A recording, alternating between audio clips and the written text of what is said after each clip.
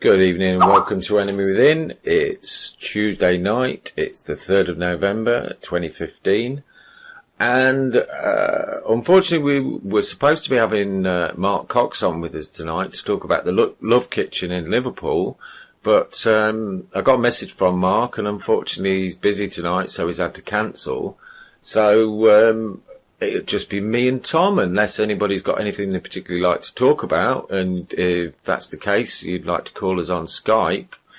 My Skype is Andy_Young_Skype, and we'll take callers if anyone's got anything they'd like to discuss. But as far as I'm aware, this is the first just me and Tom show. We've done quite a few on Spreaker and True Frequency that we've done on PIR. So, Tom, how's about telling the listeners how it all started, how you got the name Enemy Within, where it all came from, and where you see it going in the future? Well, we were talking a bit about that on Sunday because people make up conspiracy theories about the name Enemy Within, or just come up with different ideas of why I'm called Enemy Within, even though I made it plain throughout the shows why exactly I'm called Enemy Within. Enemy Within was what Margaret Thatcher called the coal miners and their families during the miners' strike in 1984. And I live in a colliery town, over here in the northeast. But we've had some bizarre ones over the years anyway. But how it got started was, I think I've probably talked about it before, somewhat. But one of my friends sent a documentary. I think it was around the anniversary of 9/11, and we talked about it. And then he sent a couple of documentaries, Loose Change and Invisible Empire, a few others. And I said, "Oh, I'll watch them later." And he said, "Oh, have you heard of Alex Jones?" And started listening to Alex Jones for a solid year. But I wasn't like following him religiously. I was going off on tangents from what he was saying and finding out for myself what the truth of the matters were. Learning history at the same time. It inspired me to actually read a lot of books. I hadn't read a book since I left school. And I read more books than I'd read in my life within 6 months. So after a bit of discovering things that I didn't know or half knew were true, but I was kind of denying it because I was, as some people would describe, asleep, or maybe just ignorant. After a while, I thought, right, I want to actually do a bit of radio or TV radio as it was at the time, because it was a video broadcast on a social video website called Justin TV at the time. Then we went from there to another one on Stickham and over to another one. They progressively closed down or people started leaving them, so because we formed communities after a bit, moved on to other sites, and then the trolling just got ridiculous. You couldn't have a conversation in the chat room like we do here on People's Internet Radio. You couldn't ban them quick enough just to have a conversation. Not a free speech issue. I don't have an issue with that, but if people just spam in the inbox and people can't talk, then you can't really have a conversation. So we started over on Spreaker and started a podcast. And after a while, it was actually when I went to the Bilderberg protest in 2013 in Watford. Met up with Black Hat Tommy, as he's known. He'd give me a card, I'd give him a card of what we both did, and then I think he rang me on Skype and we started doing the podcast properly with a format, and that was number one. And then he bailed out after it. We did about 100 shows together, and then you came along, and I can't hear you. Oh, that because I had the mute button depressed. Still getting the hang of my new setup. I'm saying that my volume's lower than yours. Right, okay. That's your side, it's whacked up. Yeah, okay, I've just raised it a little bit in Skype, so that should help.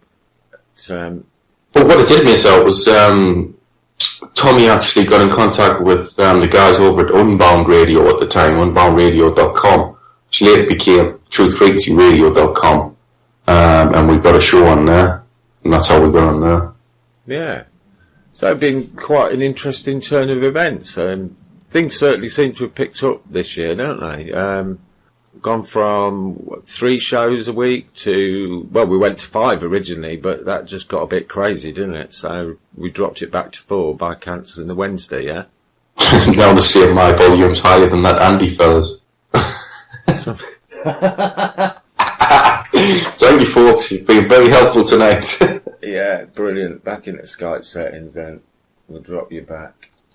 Right, that should do it.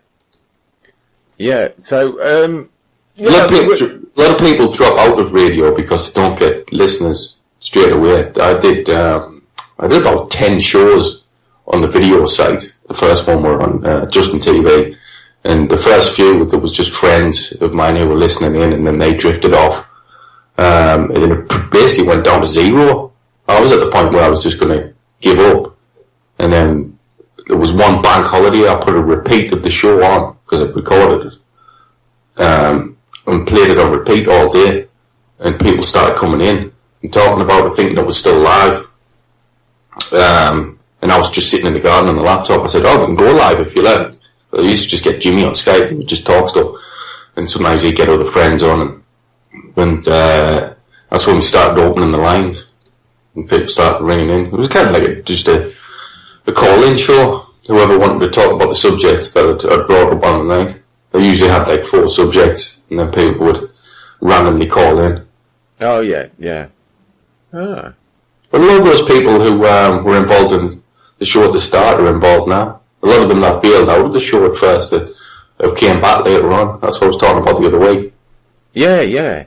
Well, now we've got a few more people come on board. We've got Chris Truthseeker occasionally joins us. We've got Alison who's doing her own show on the Spreaker page, ADX Files, but that goes out on PIR as well on Saturday afternoon.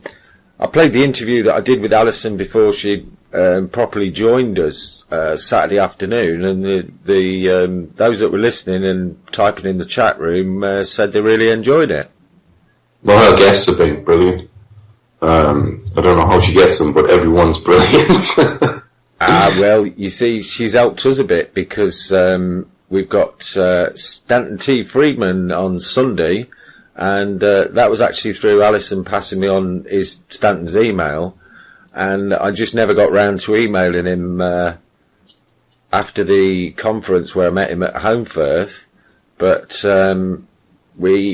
I emailed him the other day, and I think it was within about 12 hours it was all arranged, and that's it. He's going to have his gym jams ready and he'll be on with us. Marty's just joined us in the chat room. I've just told him that he's welcome to join us on here. Anybody's welcome to join us, actually, but if you've got any questions about the stuff that we talk about, just throw them in the chat room as well. Yeah, hiya, Marty. Yeah, it'd be good to talk to you again, mate. And I see we've got Rob Freeman in there. Had Rob on a few times lately. Hope we'll get him on some more. And yeah, I have messaged Rob B, see if he'll come on with Rob, but yeah, he hasn't got back to me. I think I need to find his mobile number and call him, because Rob not on Skype very often, so no doubt we'll get it organised soon. Get a load of this. I was just reading this just before the show started. Oh, Neuropolitics, where campaigns try to read your mind. In the lobby of a Mexico City office building, people scurrying to and fro gaze briefly at a digital billboard backing a candidate for Congress in June. They probably didn't know that the sign was reading them too. Inside the ad, a camera captured their facial expressions and fed them through an algorithm, reading emotional reactions like happiness, surprise, anger, disgust, fear, and sadness. With only unwritten feedback, the campaign could then tweak the message, the images, sounds, or words to come up with a version that voters might like more. Is that not 1984? I think we're way past that stage already, aren't we? We've already had Samsung admit that the smart tellies are watching everybody, and if those are everybody else's, so that's your telly screen in the corner of the room that you can't ever switch off because it's always watching you. But yeah, I mean, that goes along with what Pippa King was talking about, where you go in shops now and they're scanning your face and trying to work out who you are, and then display adverts for whatever you want when you get near the till. I remember she said she got an advert for Cheesy Puffs. Well, we all know that Facebook does it. We all know Google does it. When you visit something, you'll start getting adverts for that particular thing all over your internet experience. But they've tried to do it in your face and tried to do Facebook cameras where they were going to scan you when you went into a bar, and they were going to scan your profile and find out what you liked and then offer you that drink at the bar. But that was too in your face, and people were like, that's a bit creepy. The advert itself was creepy. It was ridiculous. But they're doing it anyway. They're trying to control... Well, they're being caught controlling what you see on your Facebook feed. It was an admitted CIA operation to feed certain things to certain people to change emotions in people. Sorry. I've just read a comment from Jimmy. My telly ain't watching me anymore. Poor thing wasn't wearing a seatbelt when he crashed into the wall. And I see Jason's joined and he said my mic was a bit quiet, so I've just turned it up. Let me know if that's any better, Jason. Yeah, we've got Jason coming on Friday this week, I think. We've got Bernie Gadd coming back to tell us a little bit more of his story. And as far as I'm aware, we've got Brian Clare coming on with him, so that'll be an interesting night. And Jason has done a great interview with Bernie that I've already watched. Frags is working on the production of it, ready to get it uploaded, so it should be nearly ready for putting out there on Friday when Bernie comes on, hopefully. Cool. But this article I was just talking about, when it comes to politics, it's particularly frightening or weird when it comes to politics, when you're using these algorithms to basically make plastic politicians to what the public like. That's basically what they're doing. They're trying to mould a politician. Yeah, they're going to say, oh, well, we're just going to mould the ad to something that you like. But you're moulding the politician then, because you're changing the word and you're changing what the politician stands for. Yeah.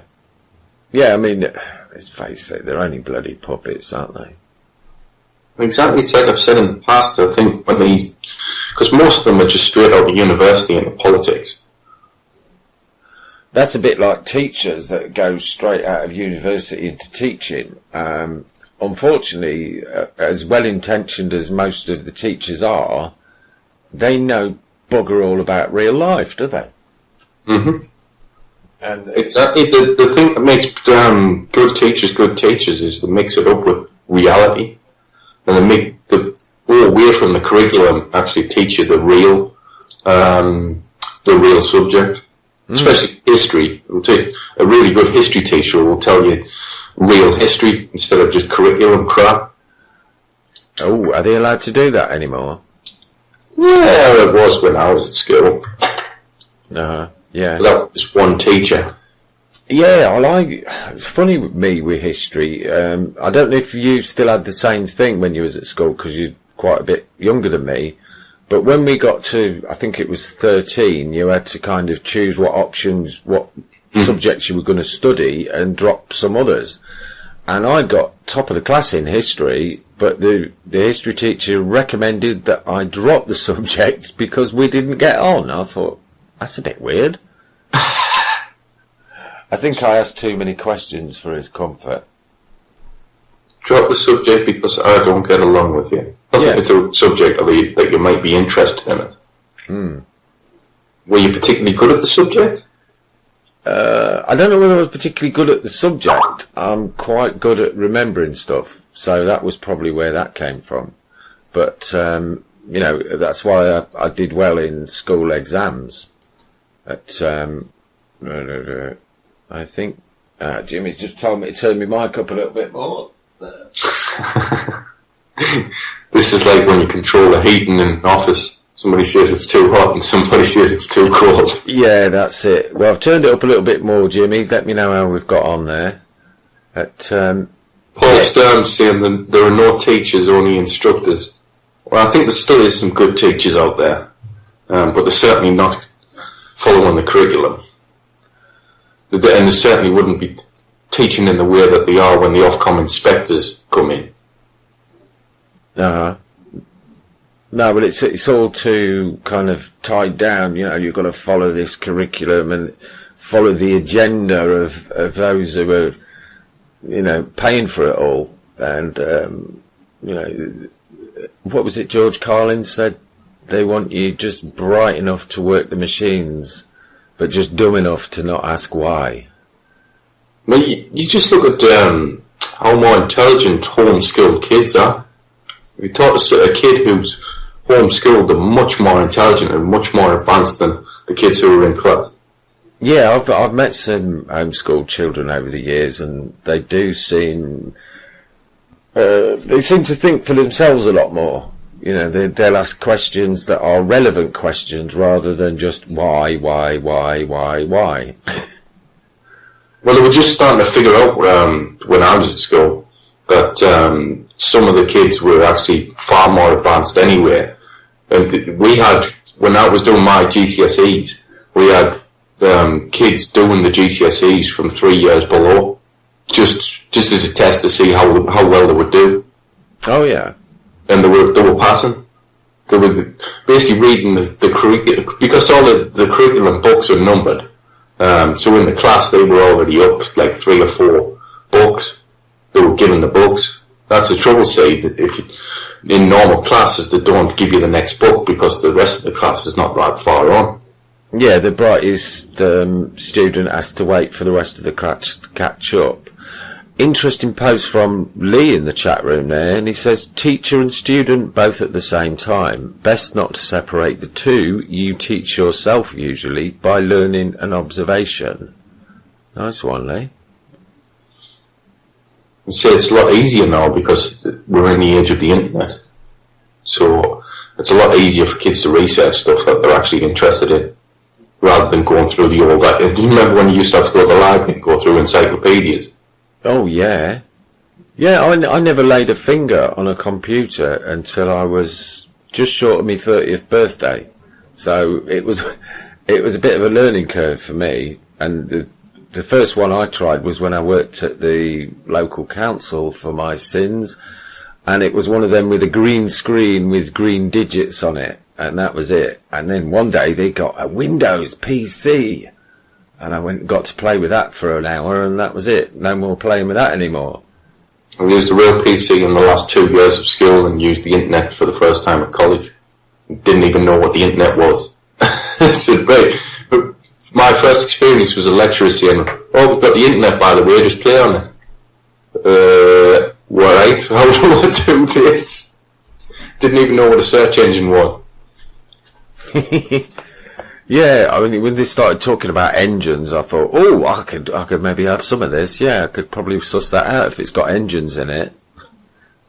Yeah, that's a good point by just Jimmy in the chat room saying, internet is grand for research so long as you have the basics of bullshit filtering. Yes. That's bang on. That's what I talk about all the time, critical thinking. You can understand it at first. Everybody goes through a transition, especially if you're coming into this field of information.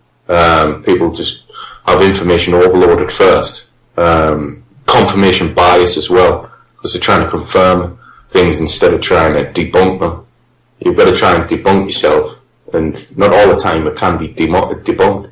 So you come to a critical thinking analysis of the subject, especially when it comes to conspiracies. But yeah, YouTube was a real revolution. Yeah, I mean, I think YouTube was already pretty much fully formed by the time I started using the internet regularly. So how did that change things then, Tom? Well, anybody could just do a video about anything, and anybody could just put a video up of anything. Like Like I was saying, you remember when you used to go to the library and you had to go through encyclopedias? Well, you had to wait for something to come on TV or go to a video shop back then to see something. Yeah. What, back in the old days of dial-up, when, if you wanted to load a page with a picture on, you go away, have your dinner, come back again, and it'd be half loaded. Yeah, exactly. I mean, just loading a picture was ridiculous. But if you want to learn about wildlife or anything, it's such a tool. You can go, you can see a lion fighting a bear. Yeah. So, did come up with a couple of things that I'd quite like to talk about tonight. And the first one is the Russian plane that's gone down over Egypt's Sinai Desert on Saturday. And I see they've come up with the revelation today that a heat flash over the Sinai prior to Russian plane crash reportedly detected by US satellites. Any thoughts on that one, Tom? I was just reading off from CBS News as well before the show. Apparently, a US spy satellite picked up a heat flash from the plane, but on the report they were saying maybe it could have come from the fuel tank. I think it possibly points to a bird strike. A lot of plane crashes are caused by bird strikes still today. The ISIS, of course, did claim responsibility. They did put a video up claiming to be one shooting it down, but I think that's a bit flaky if you ask me. Yeah. Obviously they would claim responsibility when Russia's bombing the crap out of them in Syria at the moment. Yeah, it's like, we got your back. I've just noticed, I've clicked on Russia Today and they're reporting of it. It says the nature of passengers' injuries from the Russian jet that crashed in Egypt's Sinai on Saturday may indicate that an explosion took place aboard before the plane hit the ground. An Egyptian doctor who examined the bodies said, Sputnik news agency reported, a large number of body parts may indicate that a powerful explosion took place aboard the plane before it hit the ground, an Egyptian forensic expert told the agency. And then it goes on to say DNA analysis would be required to identify the victims of the Russian A321 airliner crash in Egypt, the expert added. And there's a little quote at the end there. In the tail section... Oh, hang on. Earlier, Russian tabloid Life News claimed to have obtained the results of a forensic medical examination that allegedly stated that the passengers in the tail section of the liner died because of so-called blast injuries. Certainly very interesting, but I don't like to speculate on these things anyway until the analysis is done after. Russia will come out and give their version. We'll give our version, I'm sure. But you would expect with the recent bombing campaign and how successful it's been, that ISIS would be attacking through terrorist attacks on Russian target. Yeah, I see down the side of the page there's a link said that the Russian Air Force destroys 20 ISIS tanks near Palmyra. So it sounds like the Russian pilots are doing the job over there. If that's to be believed, of course. Other people might point to a false flag and like to speculate on those things, but I don't know what would be achieved by the false flag to maybe spook Russia out of being in a bombing campaign against ISIS. I don't see that happening. I don't think they're going to back out of bombing ISIS even if they were attacked by ISIS. Yeah, it's not like they're going to say, oh shit, we're beat ISIS, we better run away, is it? I think that would spur them on. So what?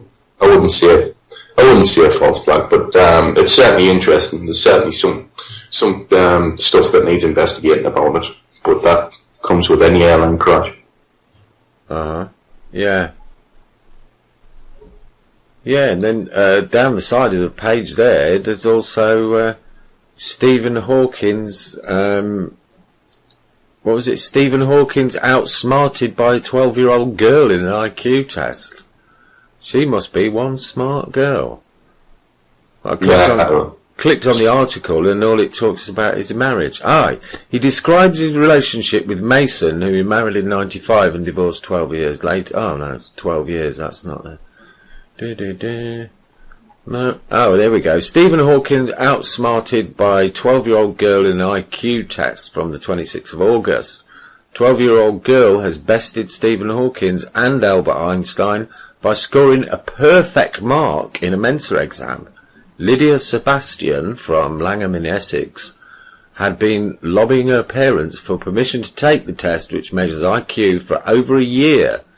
The gifted schoolgirl began speaking at 6 months old and has been playing the violin since the age of 4. Well, she's a smart girl. Do you think we'll be able to get her on Enemy Within? Well, it's an especially gifted child. But IQ, a lot of experts say IQ is a bad way of testing people for intelligence. Well, it doesn't really test intelligence. It's kind of, all it tests is if you're good at IQ tests. Mm-hmm. I mean, I'm good at remembering stuff, and I was quite good at passing exams when I was younger. I mean, it always seems to be the way that if I'm talking to somebody and they can't remember the name of somebody, if I just go quiet for a couple of seconds, the name pops into my head and people say, "How do you remember that?" I said, "I didn't. I just stopped thinking about it and boom, there it was." It's a lot to do with the way you train your mind to work, isn't it? Oh yeah. There's a lot of people at school who are not very intelligent, but were great at exams, like you said. They can memorise things. Mm-hmm. A lot of people just can't do it. They've got no capacity. I never had any capacity really to memorise things that I wasn't interested in. Oh, here's another gem from Jimmy. He says, "I always laugh when I hear Stephen Hawking. Always reminds me of Windows Sam Reader trying to read a PDF." Jesus. Nice one, Jimmy. Remember that when speech recognition software first came out? It was absolutely useless. Oh, yeah. Yeah, you couldn't really make out what he was saying at all, could you? It couldn't write anything for you. You would say something as plain as day. "I went to the zoo," and it would just write something completely different. It used to cost a lot of money, that software. It used like 600 to 800 quid when it first came out. Bloody hell. Oh, yeah. I had a mate really impressed me. Well, it'd be around Christmas time. He'd been gifted a smartphone similar way to what I was. And he said, "Oh, I just got to text somebody," and he just spoke into it and then clicked send and it sent a text. And I'm like, whoa, how does it do that? And he said, "Oh, speech recognition has got a lot better than it ever used to be." And he actually did some Robbie Burns poetry, and the speech recognition, even though he did it in the dialect, picked up most of what he was saying. I was really impressed with that. I think it's getting better because they're spying on you now. Mm-hmm. So it's picking up accents. It recognises accents now. Ah, yes. You showed everything before.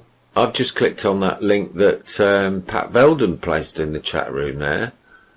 Putting Police in Their Places by Anna von Reitz.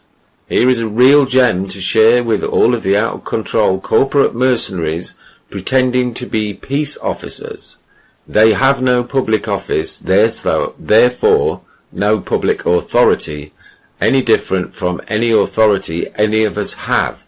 No public bonds, and in most cases no liability insurance. They just assume that they have been elected to public office when they haven't. And they assume that their employer has bonded them and paid their liability insurance. But in all cases I've looked at, they haven't. Money has gone out of the public treasury for liability insurance, usually tagged as, quote, risk management, but no bonds or insurance policies have been paid for their employees. Whoa. I think that's referring to what's going on at the minute in the States, but wouldn't surprise me at all to find out if it's that it's very similar in this country, because the peace officers are, well, I think they're being misinformed at the very least by their employers, when we've got the Criminal Justice Act of 2015, which came into effect, as far as I'm aware, on the 1st of May, and Section 26 makes them personally liable if they assist someone in the commission of a crime, i.e. like they did when they battered Jason's door down. So I think we'll see a few of those come into court, and as far as I'm aware, some of the beat the bailiffs and the banks people have got cases that are coming to court soon, so be interesting to see where that goes. Just read an article today about changes in UK law. Just speaking about law, new UK laws ban unbreakable encryption for internet and social media companies. This is what David Scameron was talking about a while ago, about banning apps like WhatsApp and encrypted apps. But it looks like it's going through. Companies such as Apple and Google will be banned from offering unbreakable encryption under new UK laws, said to be unveiled on Wednesday. Internet and social media companies will no longer be able to provide encryption so advanced that they cannot decipher it. I mean, MI5 can't decipher it. It will see tech firms and service providers required to provide unencrypted communications to the police or spy agencies if requested through a warrant, and comes as David Cameron urged the public and MPs to back his new surveillance measures. But it sounds like they're going through anyway. Yeah, well, isn't that the one that was being referred to a while back? Because I think to get that through, they're going to have some sort of an event that will get people, we must have the internet decrypted because these terrorists did that purely through these encrypted websites. Mm-hmm. Well, that's the thing, nobody's allowed any privacy. There's a lot of people out there saying, well, I've got nothing to hide, so I've got nothing to worry about. Yeah, but you close your curtains on the night, don't you? You've got a fence outside, and you lock your door, because you like privacy. Yeah. Yeah, I mean, it really annoys me when people say that, because I kind of turn that back round to them and say, well, okay, what you're saying is I've got nothing to hide, so I don't need any rights. And that, yeah, well, I've still got my rights. Oh yeah, have you?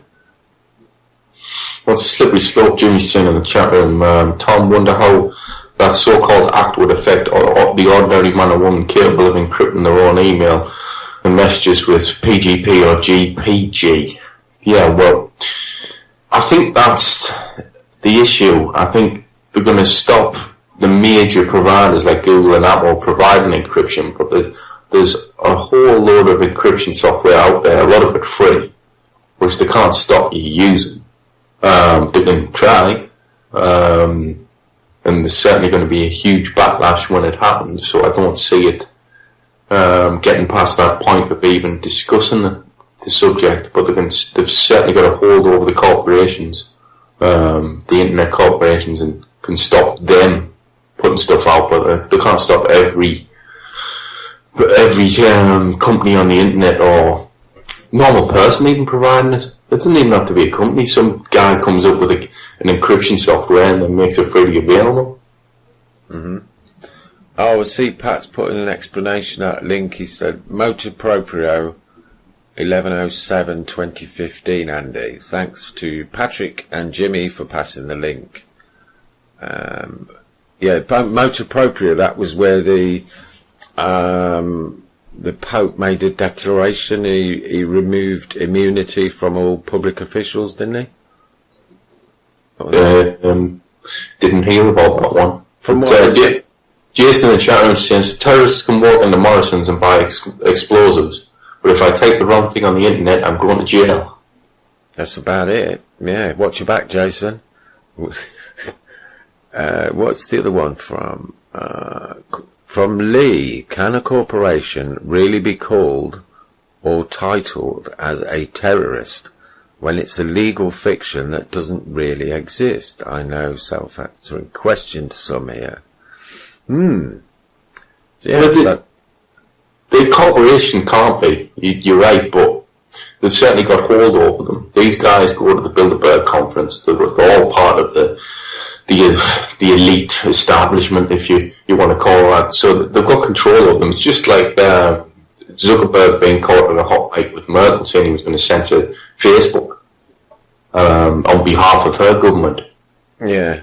So they've got control over the big boys, but it's kind of like the torrents or the music download and film download, and they can never stop it because another one opens within minutes because it just goes through a proxy. There you are. We've got an explanation from Pat. All corporations and employees are liable for their actions. No indemnity insurance. The Pope withdrew it. So, yeah, I think it was September. It was either September last year or September 2013 that letter went out. I remember people saying at the time this is going to be a big deal. As of yet, that doesn't seem to have been used to kind of make anybody accountable just yet, but I'm hoping it will be soon. Well, it's a slippery slope, but it's kind of is like the boiling frog analogy. You slowly do it and then it goes through. But just a single step is a huge step when they're talking about the internet. And the backlash is so strong. I don't personally see it happening, having control over the internet, because then it's just the end of society as we know it now. Yeah, well, you've got a better understanding of how the internet works than me, and I've kind of been picking up quite a lot since we've been doing PIR, particularly from Tony. Thank you, Tony. And from what I understand, you know, if one node of the internet goes round, it just reroutes and goes round that. So actually censoring the internet or switching it off is almost an impossibility, isn't it? Yeah, because you go through proxies, you go through different routes. That's what I was saying about the torrents and movie downloading it. Another one opens up within minutes because it's all got backups. You're just going through proxies. Can't shut the proxies down. Shut websites down. An interesting link there that Lee's posted up, undocuments.net, a resolution adopted by the General Assembly, number 110(1), measures to be taken against propaganda and the incitement of new wars.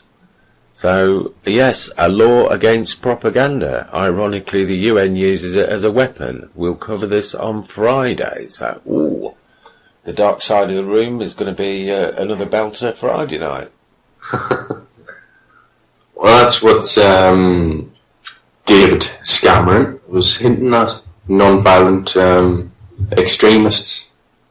And he was talking about propaganda being conspiracy theories. He was talking about censoring that, which is a huge step. Like I said, it's a ridiculous step. That can it happen? No, I mean, how far do you think they're going to go with this? Is it going to be the likes of me and you who do radio broadcasts questioning the official version of things, and all the others on PIR, putting out ways we can fight back against these psychopaths? Or is it going to go as far as everybody who listens to stations like this? Where do you see it going? I see them trying every trick in the book, trying to push it through, but being unsuccessful all the way. We just did, even if they start doing it properly and start censoring things, you just do it in a different way. Simple as that. Little gem there from Jason. He said the real reason for Scameron's embarrassment was that after he took his private member out of the dead pig's mouth, it spewed up. Oh dear, that's a good one. I think I would spew up just being in the same room. Yeah.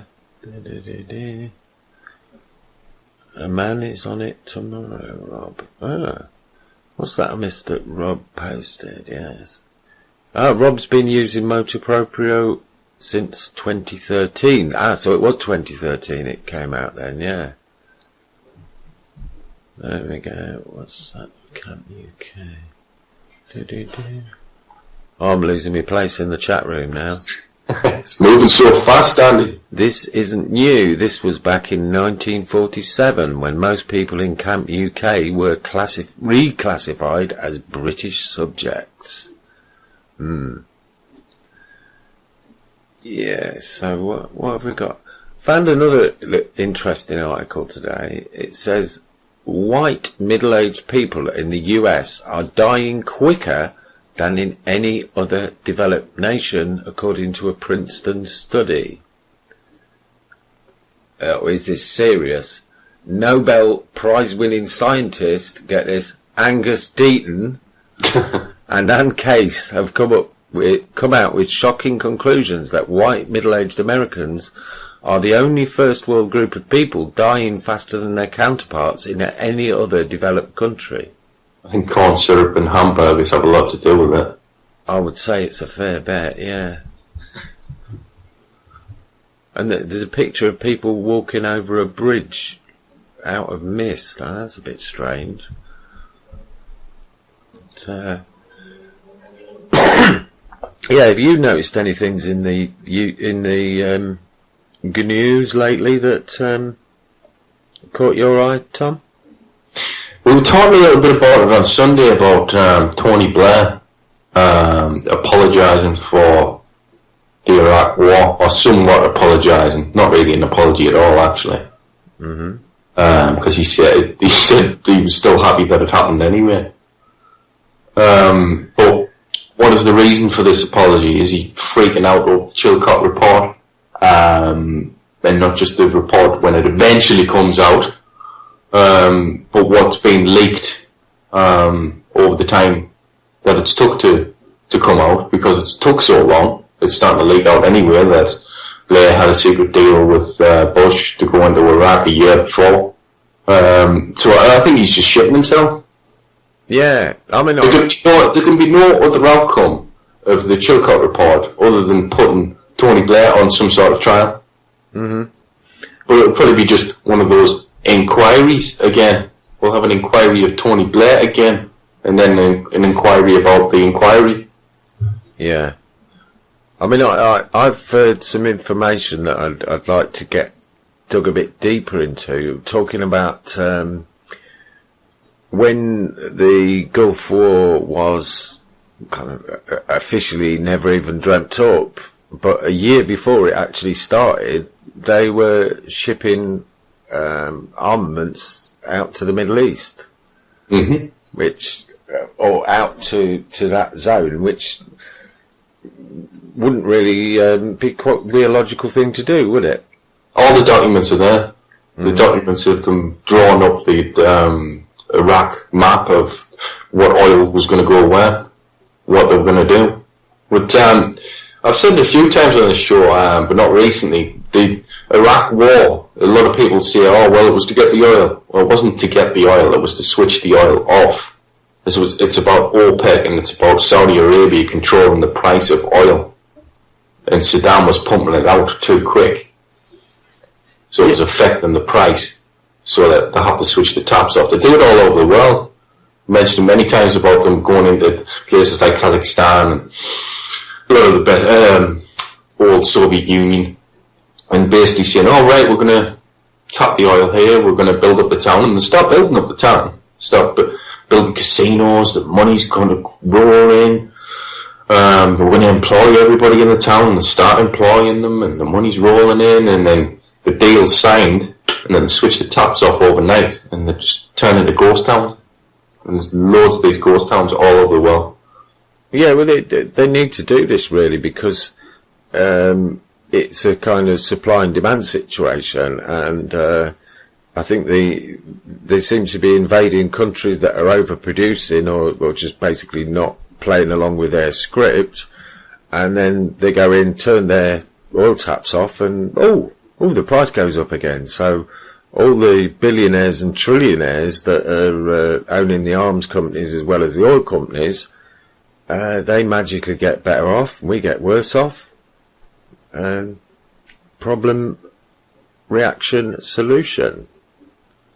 Well, people argue that oil's not a fossil fuel, but the issue is that it's inabundant. There's more oil wells in Texas than there is in the whole of Iraq, and Iraq's sitting on one of the world's biggest reserves. I'm really interested to see what happens with Iran in the next couple of months, because I think there's something really big going on there. I mean, they seem to be forging stronger and stronger trade links with Russia and China. And it seems that even the Saudis now are starting selling their oil in, I think they're selling it in Chinese yuan now instead of just dollars. And that's basically going to screw the American economy, isn't it? Well, it's a push on the chess table, so they've got to push back. There's no way that they can't control it. Mm-hmm. So something's going to happen. Oh, there you go. Rob, from Lee, search on YouTube for TTP plus NWO equals Mars. That sounds an interesting one, Lee. But just coming up the hour mark, do you want to play a tune? Yeah, that sounds a good idea, mate. See if we can find our... What have we got? Oh, yes, we've got I'll play a couple, just to give us a sort of 5 or 6 minutes break. And the first one is from one of the chat room favourites. Don't know if he's listening tonight, but it's our mate Ken out there in Spain. And No Mortgage, No Crime.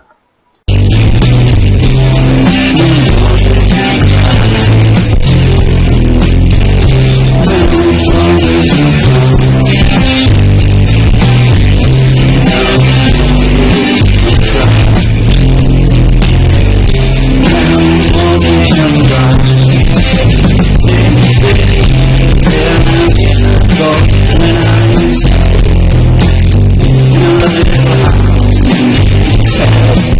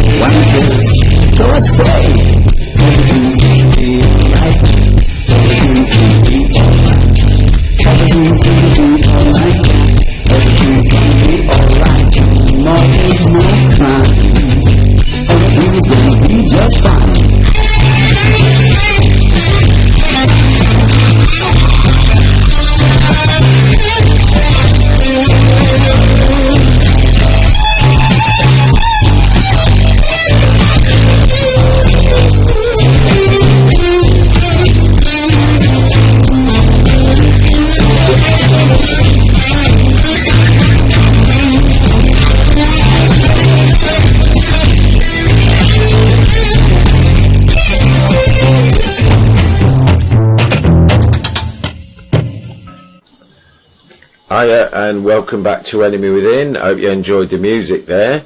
And we've had a little bit of a turn up for the books. We've got our first calling guest, and we've got John McCann's called in. Good evening, John. Hello, Andy. Hiya, hello, Tom. How are you? Hello. I thought Tom was seeing to his dinner there, but... Well, 5 minutes. I'll give you 5 minutes at the store. So, yeah, what would you like to have a natter about tonight then, John? Well, first of all, I'd just like to say that I don't know whether has anybody said that to you or this to you or whatever, but I'm delighted that you're both on PIR, and I think you're doing great stuff. You know, it's great to hear. It's great to see everything opening up, and you know, new listeners across the water and elsewhere. I think you have a lot to bring to everything, and I just wanted to really say that I'm delighted that you're all here now, and of course all the other guys from across the water as well. Yeah, thanks. That's really kind, John.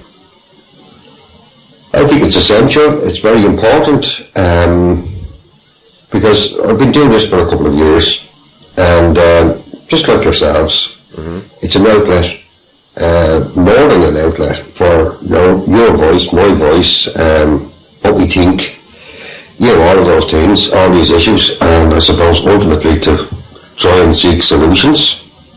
And the solutions that we have here are working really, really well. I have to say, it's absolutely, you just get stronger by the day, by the week, you know. But one thing that always fascinates me is listening to the shows I've caught with yourselves and all the different voices, you know, Rob and all the other people that you have on. Basically, we spend a lot of time talking about, I suppose, the powers that be, right? And the problems are the same, whether you're in Dublin, Cork, Glasgow, Manchester, Bristol, Brighton, London, whatever. You know, the problems are the same, and the beauty of this is that we're all the same. We're just people, and unfortunately, the powers that be have tried to divide us throughout the years, as we all know. And I think that yourselves and all the other guys, all the other hosts from across the way, battling with bailiffs and doing all the stuff that we do, I think that's more powerful than any election, or any Tony Blair, or any of these people. Because it's the people themselves, and the people are sovereign, and the people, when they can acknowledge and hear other people's stories, and we can all acknowledge it's the same thing. It's either the banks or somebody in power dividing us and robbing us and taking things away from us and all the rest of it. And that's the beauty of PRR and anybody who does this type of thing. I suppose essentially that's what we're doing. And to seek solutions, stop people from being evicted in their homes, which is a huge thing here. And if it isn't huge across the way, it will be. There's no doubt about it. I think you've had pockets of it. As the same for any other country. It's all the same. It's all the same system. The banking system is just banking. There's a slight difference in the political end of things between Ireland and the UK, let's say. But I get the feeling that everybody I've heard on your show feels this frustration, that they find it hard to get over the barriers that are put up against us all the time. And the funny thing is, that the more we talk and the more we listen to others, and the more that we can get solutions working for people and get those solutions out there. As you know, Andy and Rob's done all about the fishing offer. And I suppose what I really want to do is get the guys across the water to take it by the scruff of the neck, you know, and inform them, A, that it's there, B, it'll work there, C, it is working, it gets better by the day, you know, which is a very practical thing that can be done. It can also be used for credit card debts, etc., etc. So that's all good, but this is what we're about, and I just wanted to say that to you because I don't know whether anybody else has even welcomed you or anything. I don't know, but maybe they have. Well, we've had a nice welcome here on PIR, but thank you very much. It really does, you're spot on, it does resonate across the world, the things that we talk about, the things that other people talk about on similar shows. I was just checking the stats out because we've got geolocation and we can tell where everybody's listening to the show in the world on our show on Spreaker. And the last 30 days, 10% of our listeners are from one tiny little town in Arizona in America. It's just crazy. Absolutely crazy. 10% of our Spreaker listeners are from... Yep. It's not Mesa, is it? Yes. Ah, I think I know why that might be. Well, I've certainly told the friends, whoever it is, Andy. Well, if you remember, we had a certain lady called Wendy Adams on with Rob Freeman the other Sunday, and she told me before she came on the show, I think that's where she's from, so that might explain that one. But you just look through the other cities and you're like, there's no connection whatsoever to the show. You know, it's just like when we're on Truth Frequency and you look at the map of the globe. Cool. Hi, welcome back to Enemy Within. Sorry about that. It appears the internet gods were against us, but I've managed to reconnect with Tom and with John. And John, you still there? I'm here. Excellent. So, sorry, where were we when it all dropped there? Yeah, I went into I was just saying that looking at the stats on Spreaker and looking at the stats on Truth Frequency, it's amazing seeing where people are listening across the world. You just, in your wildest daydreams, you wouldn't think that people would be listening in those spots of the globe to your tiny show as you see it. That's right.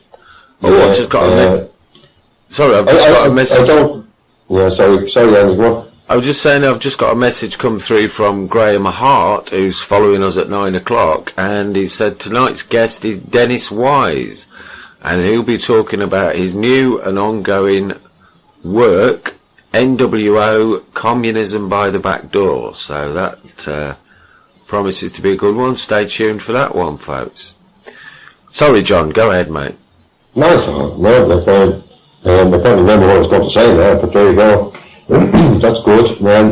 The schedule is building up and filling out, and we have probably the world's #1 DJ called Music Man Tony Hurst on PIR, folks. He plays an eclectic mix of music for music lovers. I suppose what we were saying there was the music choices. I find it funny on PIR. It doesn't matter what music you play, somebody will give out about it. And I'll probably be one of those people giving out about it. And it's funny when I do my own show, and I said, right, when I have my own show, I can play the kind of music that I like, or hasn't been played, or played often. And I might even get some guys that I know, or anybody who wants anything that they've recorded to play. #1, I discovered that it didn't really matter what songs I played. Did for some people. And secondly, my biggest disappointment was all the musicians that I knew never bothered to listen in, or never even bothered to say, oh, there's an outlet for some sounds to be played, which is extraordinary because all our lives we didn't have outlets. Even if you did get a new recording done, nobody was going to play you unless somebody was pouring money into somebody, in the mainstream radio stations. And here we have an outlet for budding bands, budding musicians, budding artists of any description, and the musicians don't use it. I find that extraordinary. It is extraordinary when it's free advertisement from them. Yeah, it's not like you're giving them an avenue to download it or take the media itself. It's incorporated in the show. That's what free usage is about anyway. Fair usage is about anyway. If you're doing something educational or creating a radio show, you're supposed to be allowed to do that anyway. And it's free advertisement. A lot of musicians don't mind. A lot of musicians do like it. But other musicians are in this old way of thinking that comes from before the internet was around. The same thing happened when people started downloading songs from the internet. Some musicians liked it because it promoted them. Back in the 80s, people only found out about bands if somebody gave them a tape that was copied anyway. Yeah. And it was the same then. Some musicians liked the fact that people shared them on tapes, others did. Yeah. I don't know, I can't get my head around it. I don't know what it is. And they still reckon that they should be played on sort of FM stations. And if you turn on any FM station for music, my God, Oof. it's nothing like when I was growing up in the 60s. I'm listening to, well, you had Radio 1, and at night time you had Radio Luxembourg.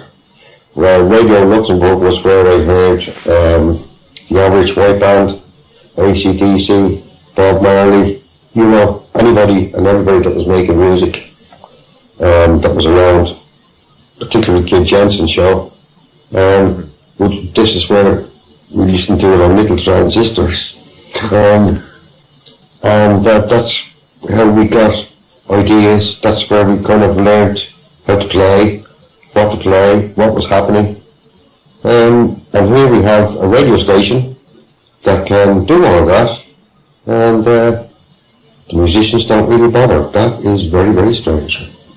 Well, what I used to love about Radio Luxembourg, John, was when we were off air then, just before we got the tune finished, we were just having a little chat about what I was doing in the early 80s as a bike mechanic. I was actually based out in Switzerland, and I think it was 7 or 8 p.m. every Sunday night. I used to make sure I was out in the workshop and got my FM radio tuned in to look RTL 208, and it was my 2 hours a week where I used to get to listen to people talking English, and it was a really big deal for me. Except the one night I turned on and there was this, I turned on, never heard of this before, and there was some band called Kajagoogoo had gone straight in at number 1, and I thought, what the hell is this about? And then I saw the pictures and I thought, oh my God, something really strange going on here. Yeah, that was in the 80s, wasn't it? 83, I believe, or 82 maybe. I think Tom had a Kajagoogoo haircut, had you, Tom? Not that old. But they control the airwaves. That's why the charts have totally changed. They're not controlling it anymore. They're not controlling really what goes to number 1, or especially in the album chart. But if you actually look at it, there's a lot of stuff that wouldn't be there 20 years ago. No chance of it being there. But it just went out the window when the internet was invented, especially when YouTube came around and everybody can just listen to whatever. A lot of people have become famous through YouTube or putting their own music up. They've become superstars through just playing songs in a room. Now they're huge stars that are propelled up the charts, who got number 1 albums just from going on YouTube and just playing songs. Absolutely. I can actually look and see bands that, going back through the years, you'd never see them because they wouldn't tour. There was basically nowhere in Ireland for them to gig, like big gigs, big venues, So we did have the Fleetwood Macs and the Jethro Tulls and all those guys, B.B. King, quite a few, Eric Clapton and all the rest of it. But there was only one venue, the Boxing Stadium here in Dublin, and then they changed a railway depot into a venue, that the sound was absolutely crap in, which was a brilliant idea, you know. But now you can look at YouTube and you can say, okay, name a band, name a tune, put in the band, put in the word live, and it's quite possible you will find some footage that was never shown, perhaps even in the UK, may have only been for an American audience or a German audience, or, you know, and shows that were going on around the world. And it's quite staggering to see all those guys. We didn't actually get to see them. So I think YouTube is fantastic for that. Ken says, Tin Lizzy. Yeah, I'll tell you a story about Tin Lizzy, Ken. When I was a kid, the local hall here, I lived by the sea here in Dublin, North Dublin, and on a Saturday and a Sunday afternoon was what we called the hop. They called the hop, we called it the gig. And I used to go and see Gary Moore, not every week, Gary Moore when he was 16. He just come down from Belfast, and Philip Linnet, Bruce Shields and Noel Bridgman playing together in their local hall. They were absolutely amazing. And then of course Bush sacked Phil and he formed Tin Lizzy, and I used to go and see them quite regularly. I know Brian Downey, the drummer, pretty well. In fact, Brian, like the band that I was playing with, I took a break and Brian would sat in for my break, and then he would play. He was playing with a three-piece on Friday night, and if he went off on tour, I would sit in for him, which is kind of, that's the sort of scene was in Ireland, you know. I didn't know Philo, never got to meet Philo, but I know Brush. Gary I never got to meet personally, but I did play with, when the band broke up after his first album in England, the boys came back to Ireland, and that's sort of another train in motion for me in my musical world, with playing with that band. And there was a great guy called Jan on keyboard, and Jan went on to play with Caravan and Camel, a lovely man. And funny enough, talking about YouTube, I said to myself, I wonder where Jan is, because I never hear, you know. And I found a 20-minute interview of Jan that was made a couple of years ago about a new album he'd made himself, and he hadn't changed, just his hair was shorter. A lovely guy, and he went and played with Camel and Caravan, which were kind of let's say, what way would you describe their music? A bit out there, and yet Jan was one of the best soul keyboard players, Hammond organ players I've ever heard in my life. So it's kind of funny. But anyway, that's a bit of the story there. Well, I did notice that Ken had made an interesting observation when you were talking about Tony, and possibly the greatest DJ on the planet at the moment. And he said, AKA Wilco Johnson. Ken's remarked before on how much Tony looks like Wilco Johnson, I believe, was with Dr. Feelgood. Yep. I saw Wilco playing with Ian Jury. Oh, wow. Yeah. Actually, they played in a place called the Stardust here in Arcane, which burnt down, and a lot of people were burned to death. They locked the doors, the exit doors, with chains, and a fire started and it spread. And I think actually where it started, the gig I was at with Ian Jury, which was absolutely amazing. I loved Ian Jury and the Blockheads.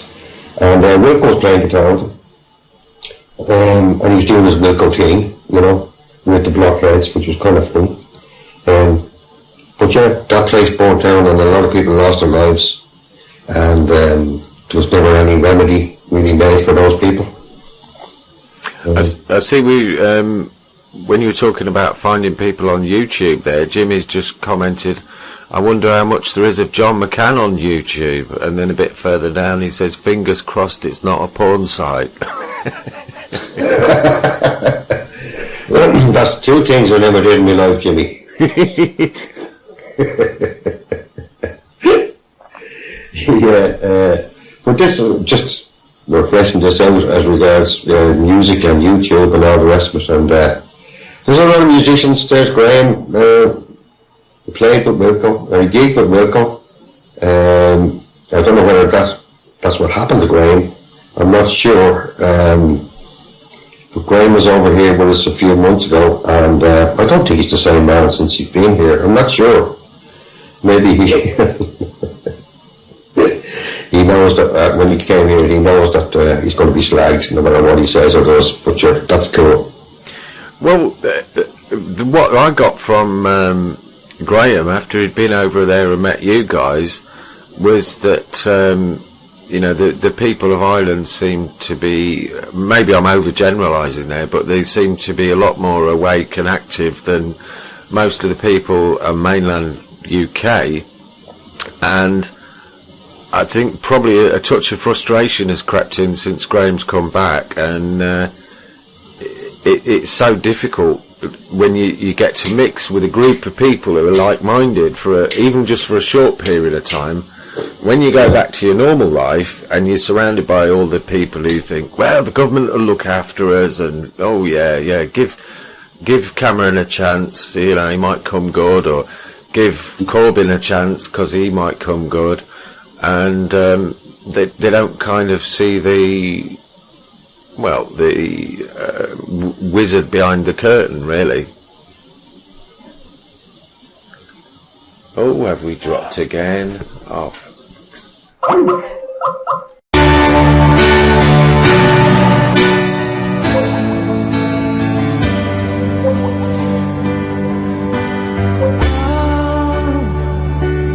Why you look so sad? The tears are in your... Right, okay.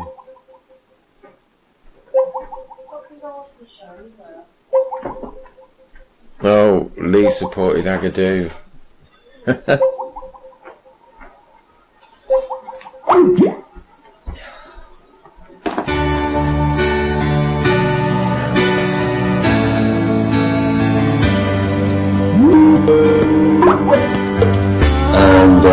all of those things, you know. Are we back, Andy? Yeah, we're back, sorry. Play the tune. Are you playing tune? Sorry? Are you playing tune? No, we're live. Well, we're live. You were just talking to me there, John, off air. You were talking about how it is over in Ireland.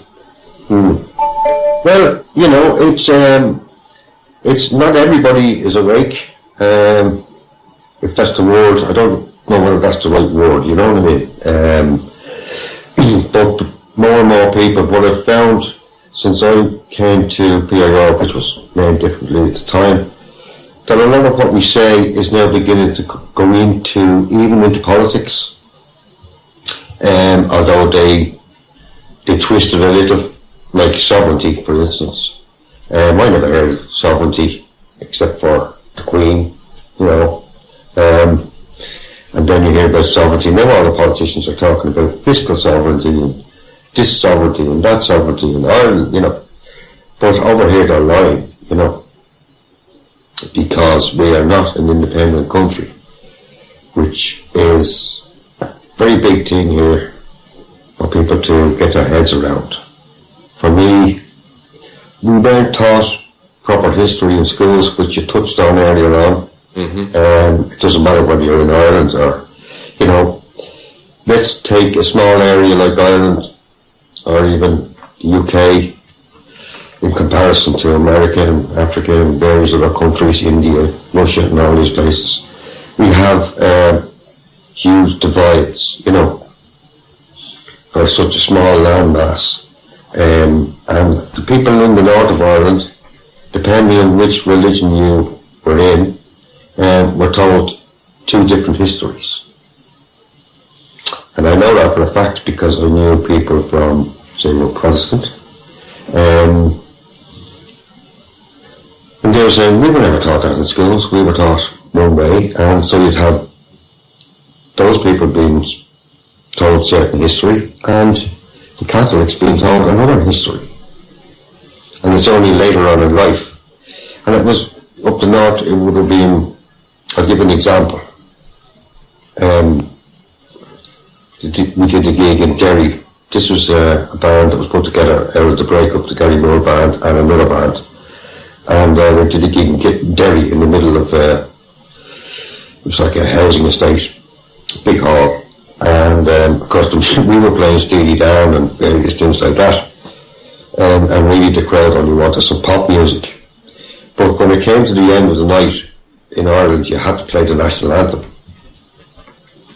But if you played up the north, you had to be careful, which, you know, if you played Our on the Lane, the Irish national anthem, and you're in the wrong place, you know, your life could be at stake, and vice versa. And funny enough, we were doing the gig, and it came to the end, and Ken, brilliant guitar player from the North of Ireland, he said, he forgot the notes, you know. He couldn't get it into his head. And this guy walked up from the back of the hall, literally, you know, in a trench coat with the collar turned up, called him over. This was before we played the national anthem. And Ken, I didn't realise, but after the gig, Ken was saying that he was really frightened. But the guy just wanted us to play a particular tune for one of the girls that were there. Wow. But when we went to play the national anthem and play You're on the Lane, he was praying to himself that he would remember the tune, you know, because you didn't do that down the south. Not at rock gigs, you know. You would play the national anthem at cabaret gigs and even at weddings and stuff like that. The cinemas, the national anthem would be played when the film was over. So you have all this kind of stuff. And that's only a small landmass, divided by 50 or 60 miles, you know. It's incredible. I don't know where I'm going now with this concept. It's just the years that we were talking about earlier about the controlling the narrative, controlling what music was out there. What we're doing now would be called pirate radio back in the day. You couldn't do it.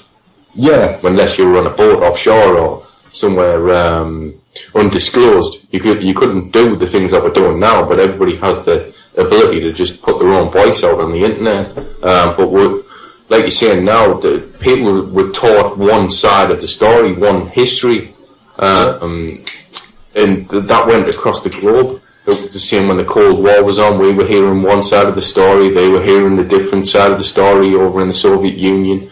I mentioned on the show before, one of my old next door neighbour, the old guy when I was a kid, he died, and his son came in who was a real dick and was throwing out all of his stuff into the bin outside.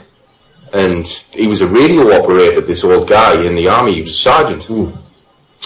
So all these stuff's coming out, and my dad was friends with the daughter who was a nice lady. So what my dad was doing after he came out throwing stuff in the bin, he was taking it all out and keeping it in the house and then showing her, oh, what do you want to keep here? But all these radio parts came out, and it's like, oh, right, he's a radio operator. He's old army records. And then there was these books started coming out, and it was the Russian view on the space race, it was the Russian view on the Cold War, it was the Russian view on this, the Russian view on that, and we're like, what's going on here? This was before the age of the internet. We were like, is he a Russian spy or something? What's going on? Or was he a Russian spy? And then it was like about 6 months later, or maybe a few years later actually, when the internet started to come about and we started to get TV channels like RT, and it just dawned on us all. We were like, hang on a minute, he just wanted to know the other side of the story. Yeah. That's why it was coming out. Because obviously all these radio parts were coming out, so he was still doing ham radio in the house, and he was talking to people across the globe on his ham radio, and he was getting the other side of the story, and then he started getting interested in... It was the internet. Yeah. Yeah, that's what ham radio was. It was like the old form of the internet, the old form of the truth coming out, or the availability of the truth. Yeah, it's extraordinary. I've just finished reading a book that I recommend everybody, folks. Sebastian Barry. It's called A Long, Long Way. It's a fictional account of World War One, and it's written from I suppose the eyes of an Irish guy over fighting there in Flanders, you know. But the whole book is not. It isn't Irish centred. However, it's one of the most amazing books. Well, I always keep saying it when I talk about books I've read. I've always said it's an amazing book, But I think for everybody should read this book. If anybody is out there thinking, I suppose, that we'll have some sort of a revolution and we might start doing it through angry methods and all the rest of it. Well, I reckon you should read this book about the First World War and how all those men, it doesn't matter whether they were Irish, English, Scottish, African, German, the amount of different nationalities were in that war, in trenches, being blown to pieces day in, day out, without having to. They couldn't move, they couldn't go forward, they couldn't go back. If you went back, you were shot. If you went forward, you were shot. They were bombed by their own, bombed by the others, and that meant for the Germans as well. And what they did, basically, was they just got new recruits, put them in where the other ones gave them a break for a week or two. Those that weren't dead went back again, they took a break, the others went back, and this went on for years. How any of them actually lived and survived their lives after that, it doesn't matter where you're from, or what your politics is, or what you think of all that sort of thing. You must read this. In fact, it was so terrifying to read. It was almost, you know, his description is absolutely incredible. And yet, here we are 100 years later, what has really changed? Except the tactics. Well, my great-grandfather was in the First World War. He was the luckiest man there. He got injured on the first day and came home. True story. Luckiest man in the first. I don't know why I'm laughing at that, but it was. I'm glad to hear that. You know, but that's it. That was it, wasn't it? You could have been like your grandfather, great-grandfather. You could have been. Just the other guy. There was no difference for any of those men there. You know, didn't matter where they were from or whatever. But the guys in the background, the people who planned it, who never actually saw any action, or were never actually near it, it was just like lambs to the slaughter. And that went for the Germans as well. No difference. I recommend that book to everybody because I think it should really put thoughts in people's minds, you know. And this is the beauty of what I was saying earlier on. This is the beauty of what we do here, you see. This is when we can all talk about all these subjects, and it's the people. Well, my grandmother's brother was killed in the 1914-18 war, and I don't know if you've read the information about the peace treaty was signed and sealed, but they were actually waiting for the 11th hour of the 11th day of the 11th month, and my grandma's brother was shot on the final day of the war. So, you know, there was no reason for that whatsoever. It was just waiting for that time so we'd all remember it and wear our poppies, wasn't it? What's the name of that famous poet? First World War poet. He died on the last day as well. Was that Owens, was it? Yeah, I believe it was, yeah.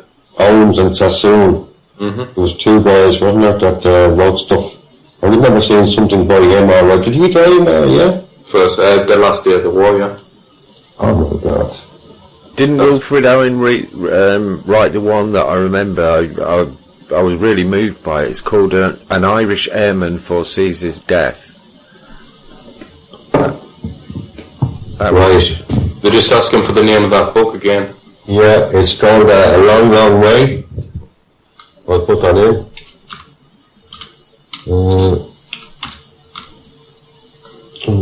If I can spell it, that is.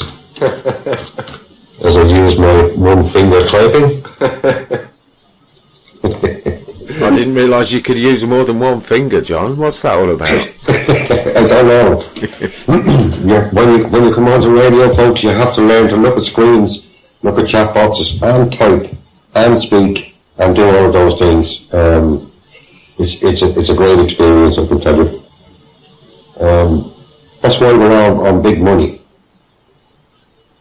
There wasn't the last day, it was a week before the end of the war. That's when Wilfred Owen died. Was it? Yeah, right. I don't like getting things wrong, but I knew it was I knew it was at the back end. You can't remember everything, Tom, for God's sake. Close enough. Still no need for that last week either. Yeah, you wait. The author. Sorry, folks. Yeah, it's Sebastian Barry. Here we go again, folks. Listen. Click, click, click, click, click, click. There we go, Larry. Sebastian Barry, yes. It's well worth it. It's not a very long book. It's but I found that I could only take in, a couple of paragraphs some nights because it just was staggering. I kind of thought to myself that you might even get what's that thing that happens to soldiers? The PTSD. Disorder. PTS, yeah. Yeah, you might get that even reading this, Well, there was talk about when I first started the show about how the whole Enemy Within thing came about, and one of the early shows that we did on the video side of an old Vietnam vet came on, and he was talking about his experience, and he said he did one tour in Vietnam, and he said, I just don't understand how these guys, like in the past, who did tour after tour, or what they're doing now in Afghanistan and Iraq, sending people back, tour after tour after tour. He said, I did one tour, and I wake up, have nightmares, think I'm still in the war. He said, I just can't even contemplate what they feel like.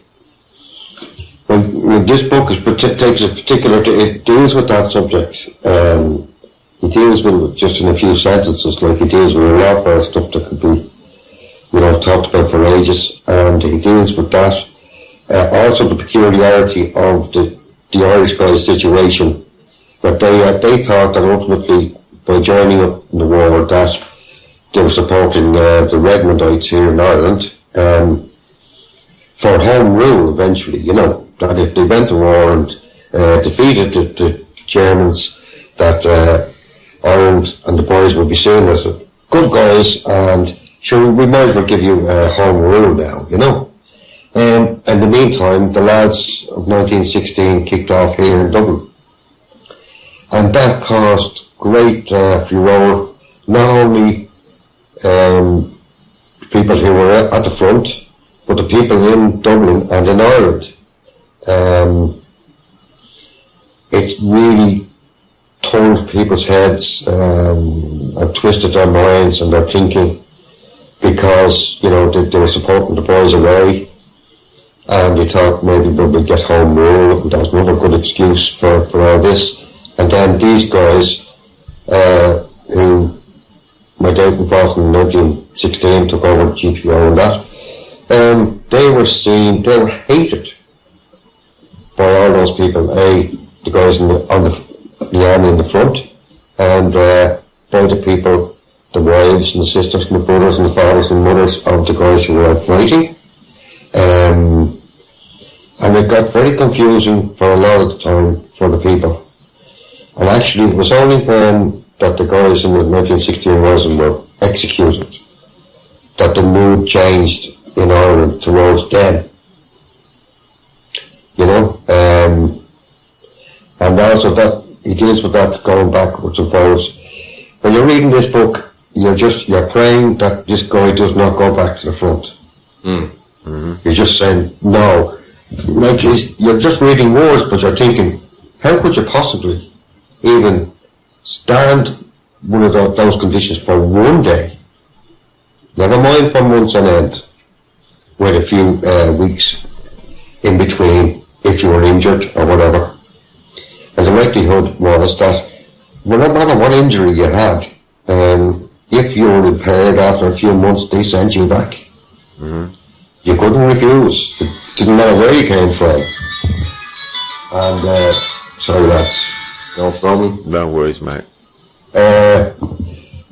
You know, it's fascinating, and it turns out, you've seen a few movies, I suppose, where they're so stressed out. So when this guy, I won't give the book away, but when, you can imagine it, when he came back then to Ireland,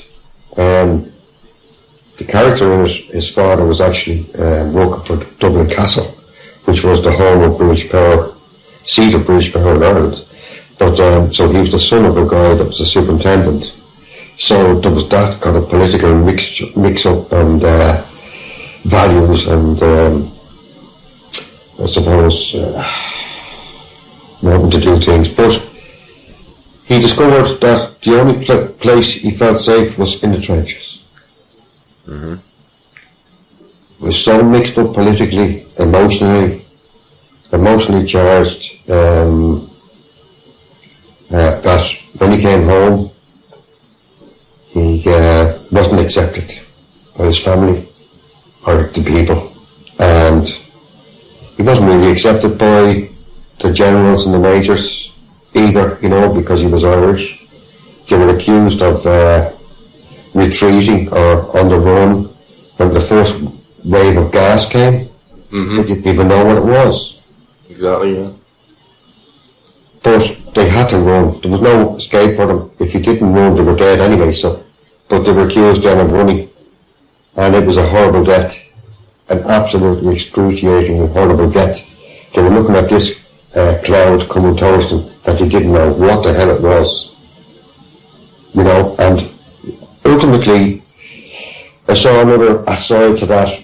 I was watching something last week, and funny enough, you know how when you start looking at things and reading things, everything seems to kind of tie in somewhere. And it was the history of the industry, you know. Ian, I didn't tell you the end yet. Well, seen in the chat room. Don't tell us the end, John. Spoiler alert. Spoiler alert. However, really what they were using was because, you know, during the thing, they would discover that there was different bombs being used, you know. Mm-hmm. So, if you can imagine, right, this didn't happen by accident, folks. Because I don't know how many million men fought and went from all the countries. There had to be millions of uniforms made, millions of guns made, millions of bombs, millions of bullets, new ways of catering for people, new hospital techniques, which there was never any.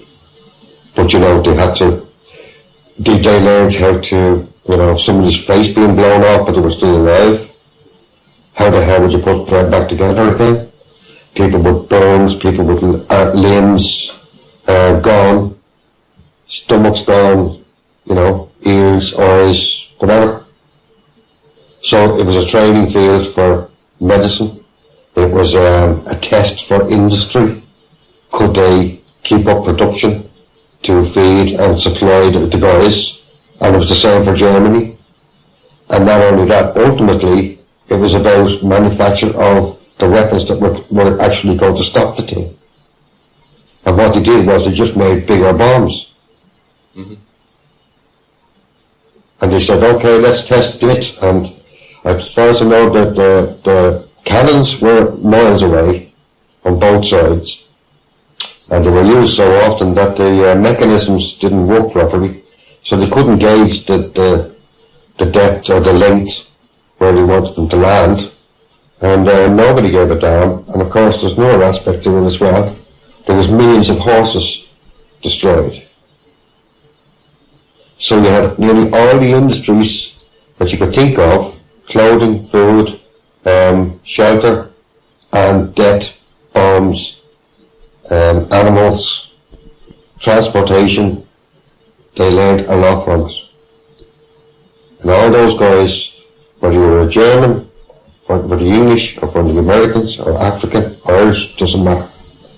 They were used as practice and lab rats, and their lives were all destroyed. That's why it kind of sickens me to see the Queen standing in front of the cenotaph with her back to any of the guys that were left. There was very few of those guys left, but even the Second World War. And she's actually standing with her back to them. And I look at it and I say, why does anybody think that that is correct or right? Or why does anybody want to join these forces to do and live like that and do these things? I can't understand it. It may have been a thing to do 100 years ago, but 100 years later, they are still pushing the same agenda. Blair, Obama, Putin, there's none of them good guys, you know. No, I mean, I tend to be of the opinion, right, okay, you guys want to start wars, then you get uniform on, go stand out in the middle of a field somewhere and shoot the shit out of each other. Just don't involve us in it. You know, same as Bill Gates and his need to reduce the world population to nearly zero. Well, fine, okay, you want to do that. You set an example and we'll make our minds up when you've killed yourself and all your family. Yeah, you'll be the first. Yeah. Otherwise it just makes them massive hypocrites, which they obviously are, but so many people have yet to see that and still buy into this overpopulation bullshit. Absolutely.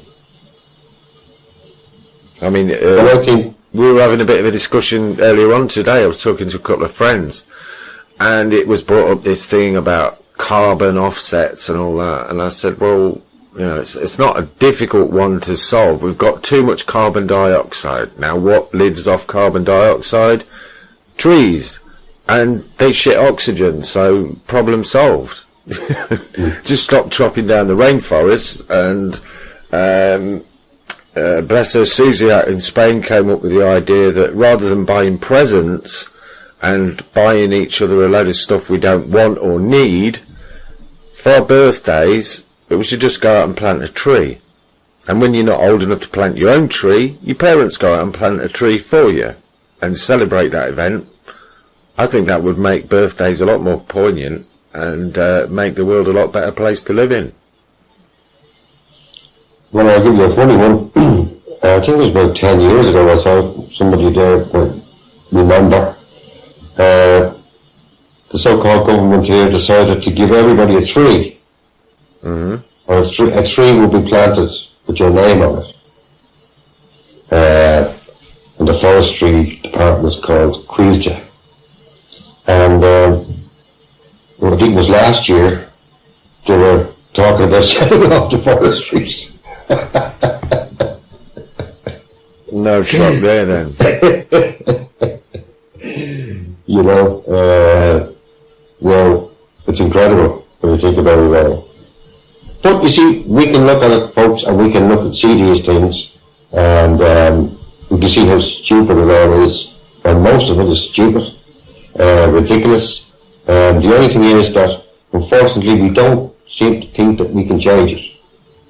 And that's the funny thing, because really, without us, they have nothing.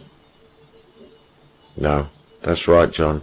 I'd like to say a big thank you for calling in and having a few words with us tonight, John. I know we've spoken briefly off air, but I don't think you've spoken to Tom before. And I think it's good that we all have a bit of a natter together, even though we're divided by that strip of water. Have you got anything you'd like to say before we close the show, John? No, I've enjoyed myself. I hope you have too. Job done, as it were. I just wanted to, I suppose, formally say that on behalf of others, I suppose, really. That's brilliant, and we have been made really welcome at PIR, and it just feels like one big family, And I know even the things that Tony's doing now involving listeners and getting listeners on to play their tunes after the normal schedule finishes at night. I think that's a fantastic idea to get people involved. And I'll just leave people with stay tuned for I nearly said stay tuned for Martin Farrell, but that's the wrong night, isn't it? Stay tuned for Graham Hart, who will be interviewing Dennis Wise tonight. And if you want to find out a bit more about us, we've got our website is enemywithinradio.com. On Facebook, you'll find us with enemy_within, because Facebook's funny like that.